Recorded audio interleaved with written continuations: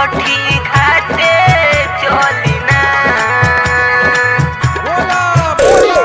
DJ Amit छठी घाटे चली ना।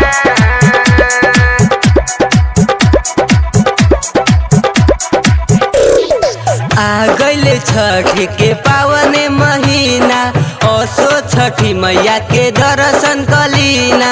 असो छठी मैया के दर्शन कलीना। आ गइले छठ के पावन महीना, असो छठी मैया के दर्शन कलीना।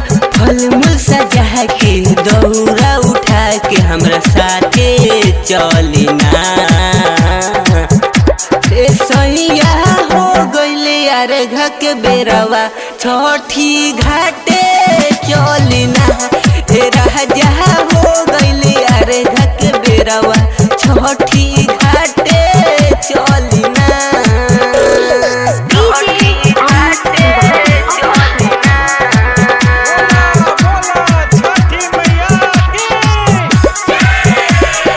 छठी घाटे चलिना। अर्घ देहब सूरज देव के कोरिले गोहार हो।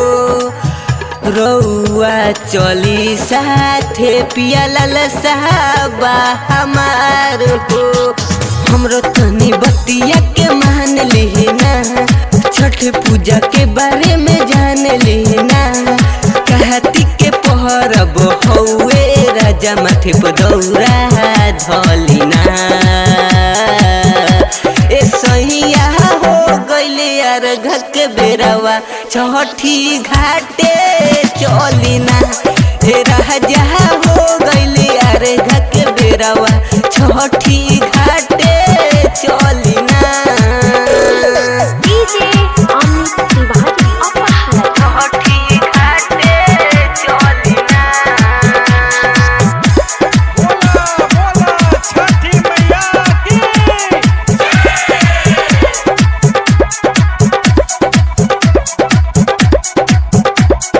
छठी घाटे चलिना।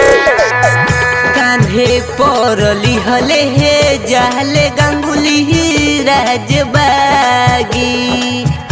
बाकी रो चली माई के घाटे किस्मत जागी। जन करी पिया बहु से देर, हो गइले बावे राजा सुबेर। भूखे पिया से बानिए राजा हमार बतिया मानिना। एक सैया हो गइले यार घक बेरवा, छठी घाटे चलिना। ए राजा हो गइले यार घक बेरवा, छठी घाटे